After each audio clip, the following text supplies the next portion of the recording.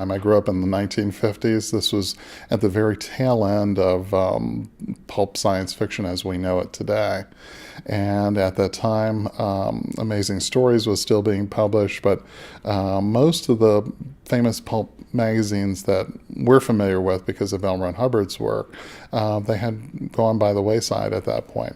So there were a few still being published, and they were cheap, like comic books. And so my brother and I would save up our milk money and the money that we had earned collecting pop bottles, and we would race off to the store to buy our comic books and then, of course, our pulp magazines. And so reading them for more than 50 years now, I'm 52, I have just always have an affinity for them. And what's interesting is our popular culture now is looking backwards. Part of it is nostalgia. Of course, part of it is the realization that most of the good writing really did come out of the pulp era. There was a 20-year period from 1926 to 1946 when the great writers, L. Ron Hubbard, Isaac Asimov, John W. Campbell, Robert Heinlein, were writing in the pulp magazines, and they were publishing the stories that we now think of, the classic stories of science fiction. Most of what we read today is just reworks of what was written back then. And so I suppose my interest in pulp magazine stems from the fact that I like to get back to the original source material. The culture at the time, and again, let's go back to 1926 for a moment.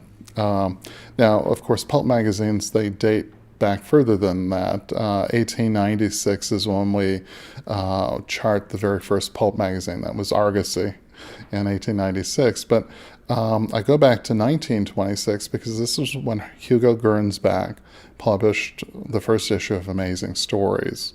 And this, of course, gave rise to the whole science fiction genre. And we now honor Hugo Gernsback today with the Hugo Award that we give for excellence in science fiction writing. Back in those days, people were not clustered in the cities the way they were today. They were living in small towns, small town America. They were living on farms. The idea of the big city was really something that was quite far away. We seem to take it for granted since most of us live in urban areas today, but back in those days they were not. And so the young men, and it was mostly men reading these stories, were getting their first glimpses of what life was like in the big city. But of course, the big city was the big city of the future. And it was the big city in which the streets rolled along. You didn't actually have to walk. And of course, robots did your housekeeping, and we were frequently sending rockets to Mars and beyond. And so the men who were reading these stories really wanted to have a sort of bite of that apple, if you will. They wanted to be part of that universe. Of course, just after that, we had the end of the Depression, and we had the beginning of the Second World War, and men took these books with them into combat. They were cheap. They were easy to store in their duffel bags, and for a few minutes' time, they could read through a short story or two and recapture sort of that imagination that they may have left behind in small-town America. Of course, at the end of the war, men were coming back, and they were going into the big cities. They were building the first neighborhoods that were part of the suburbia, if you will, and the dreams that they were imposing on those homes and on those lifestyles, they're the dreams that they pulled from the pulp magazines. We have a generation growing up today that they're having trouble reading in school. And I think part of that reason, and again, I'm an academic, so I can take part of the blame, we're giving them stories and books to read that they're not particularly interested in reading. Given a choice between reading something that is fairly dry that was written today, or reading something that had a lot of imagination, a lot of action, a lot of romance, a lot of adventure, I think you can see clearly that readers want that. Much of the literature that's coming out today, particularly mainstream literature, I have a real hard time figuring out what the actual story is behind most of these. They seem to be slice of life stories that really don't tell us a whole lot. So when we look at the L. Ron Hubbard stories, there was always an adventure that was going on.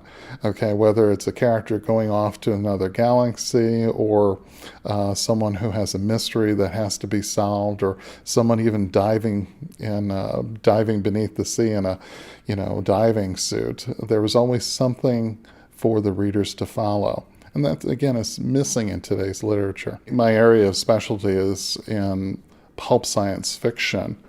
But I'm also aware, and having studied the pulp writings of the past, that there were all of the genres, the Western, the mystery, the action-adventure story, the romance, all of those were in one pulp magazine or another.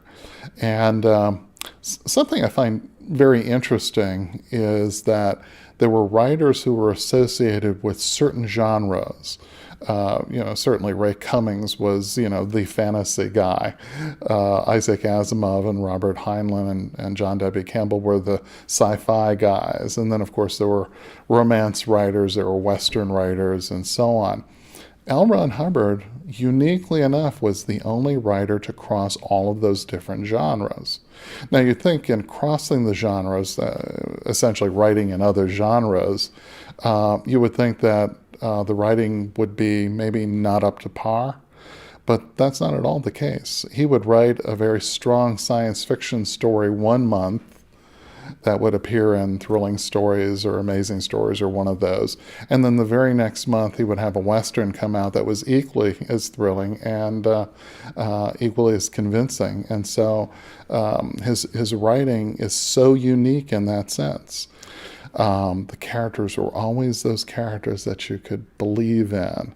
You knew that they were going to start out with their frailties, just like everybody, and they were going to somehow rise above those frailties. I think if L. Ron Hubbard taught me anything, and perhaps the reason why I always go back to his stories, is that no matter what situation we find ourselves in, whether it's a very difficult one or even just a simple one, we can always rise above our circumstances and solve the problem and get on to the next level. And that is consistent in all of his stories. You always know that the hero is going to succeed. And I think that was one of the reasons why I enjoyed all of the stories. Of course, with To the Stars, it is such a positive, uplifting story about the next stages that we're going to take. And, at the time when I was reading those stories in the 1950s, the 1950s were a period of anxiety and paranoia.